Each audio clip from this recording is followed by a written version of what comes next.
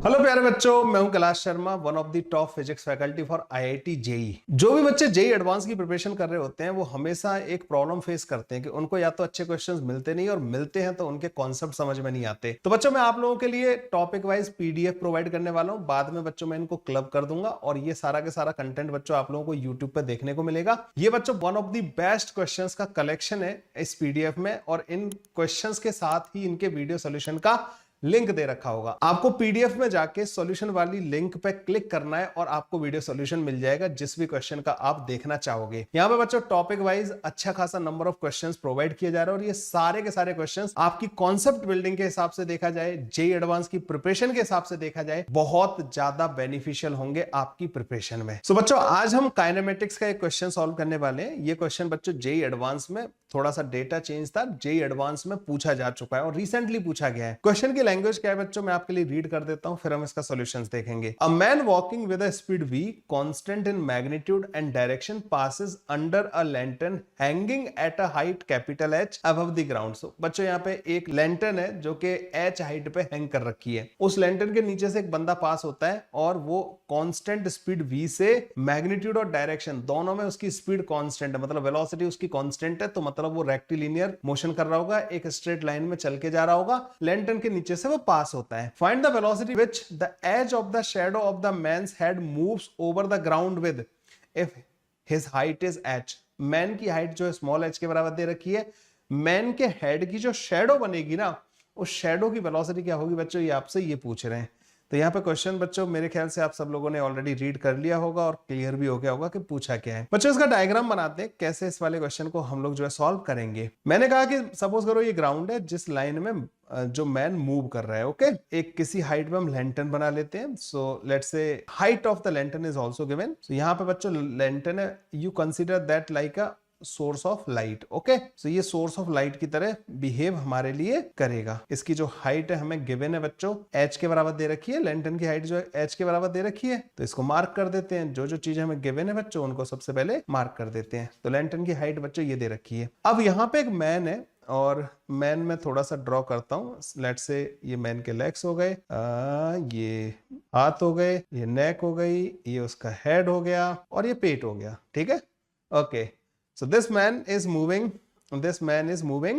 with constant speed v in this direction. Let's say in this direction ये man जो है move कर रहा है, ओके। जो जेईई एडवांस में जब इस क्वेश्चन को पूछा गया था तो उन्होंने इसमें डेटा दिया था, मतलब ना ये हाइट और v की वैल्यूज दी थी, बस और कुछ डिफरेंस नहीं था। मैं इसको इसी फॉर्मेट में काफी टाइम से करवाता हुआ आ रहा हूँ, तो हम इसको इसी तरीके से करेंगे।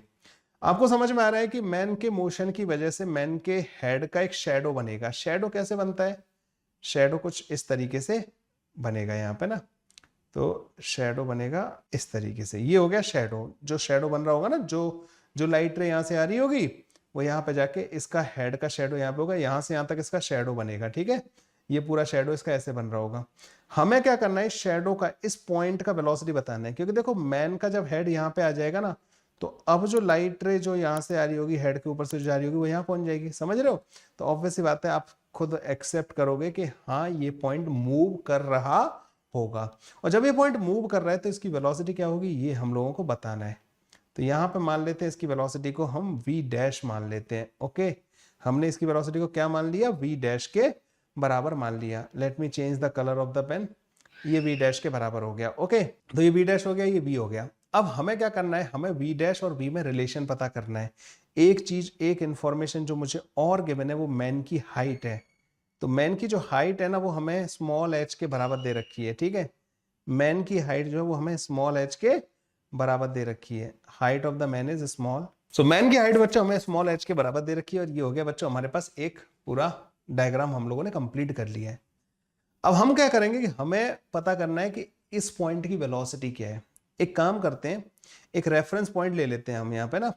तो ये जो पॉइंट है ना बच्चों, ये वाला पॉइंट मैं रेफरेंस पॉइंट ले लूंगा, दोनों की पोजीशन डिफाइन करूंगा। मैन की पोजीशन ये और जो शेडो बन रहा है हेड का उसकी पोजीशन बच्चों ये मार्क कर देते हैं। और दोनों को हम इस पॉइंट से, इस फिक्स पॉइंट से, ओ पॉइंट से हम दोनों को डिफाइन कर रहे हैं। इसको बोल देते हैं x के बराबर और इसको बोल देते हैं y के बराबर। क्या ये आपको क्लियर हो गया? ये मैन का डिस्टेंस x है और इसका डिस्टेंस y है। मुझे यहां से क्लियरली दिखाई दे रहा है कि जो dx डिवाइडेड बाई dt होगा ना, जिस रेट से ये मैन का डिस्टेंस चेंज होगा फ्रॉम पॉइंट ओ, वो मेरे को v के बराबर ऑलरेडी गिवन है, ठीक है। मैन की स्पीड दे रखी है ना मेरे को v के बराबर, और जो dy डिवाइडेड बाई dt होगा वो हमें पता है कि वो v डैश के बराबर है। तो dy by dt v dash के बराबर है और dx बाई dt v के बराबर है, और v डैश और v में मुझे रिलेशन पता करना है। तो मैं क्या करूंगा कि मैं y और x में एक रिलेशन पता कर लूंगा और फिर उसको मैं डिफरेंशिएट कर दूंगा विद रिस्पेक्ट टू टाइम, और जहां पे dx बाई dt होगा वहां पे v पुट कर दूंगा, dy बाई dt की जगह पे v डैश पुट कर दूंगा। सिंपल सा है, ठीक है। अब y और x में रिलेशन पता करने के लिए मुझे क्या करना पड़ेगा, मुझे ये डिस्टेंस चाहिए। ये जो डिस्टेंस होगी ये बेसिकली कितनी होगी, ये वाली डिस्टेंस, ये जो डिस्टेंस होगी ना यहां से मैन और शैडो के बीच का, ये y माइनस का x के बराबर होगा।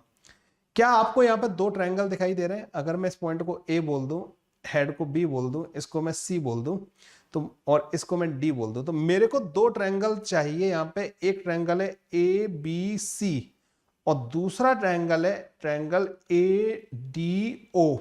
ये दोनों के दोनों सिमिलर है या नहीं है, आप ये मुझे बस कंफर्म कर दीजिए। दोनों सिमिलर ट्रायंगल है। अच्छा ओके, दोनों सिमिलर ट्रायंगल हो गए। सिमिलर ट्रायंगल में साइड्स के रेशियो वाला, हम साइड्स के रेशियो को बराबर कर सकते हैं।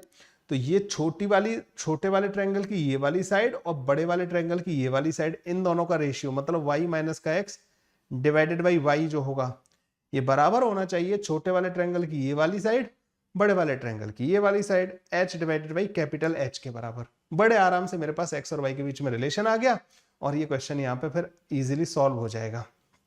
अब बस मुझे करना क्या है, यहाँ पे इनको मल्टीप्लाई कर लेते हैं। तो y into capital H minus का small x into capital H, small h into y। अगर मैं y की वैल्यू देखूं तो y की वैल्यू मेरे पास x into capital H divided by x into capital H divided by capital H minus का small h के बराबर आ जाएगी। कैपिटल H माइनस का स्मॉल h के बराबर मेरे पास ये वैल्यू आ जाएगी। इसको उधर ले गए हम लोग जो है। अब मैं जब इसको डिफरेंशिएट करूंगा ना तो dy बाई dt जो आएगा बच्चों वो capital H divided by capital H minus का small h into dx divided by dt के बराबर आ जाएगा। dx बाई dt की वैल्यू v के बराबर दे रखी है, dy बाई dt की वैल्यू v डैश के बराबर दे रखी है, तो v डैश जो आ जाएगा वो capital H divided by capital H minus का स्मॉल h इंटू v के बराबर होगा और यही इस क्वेश्चन का आंसर होगा। उम्मीद करता हूं आप सब लोगों को ये क्वेश्चन का जो सॉल्यूशन है बड़े आराम से समझ में आया होगा।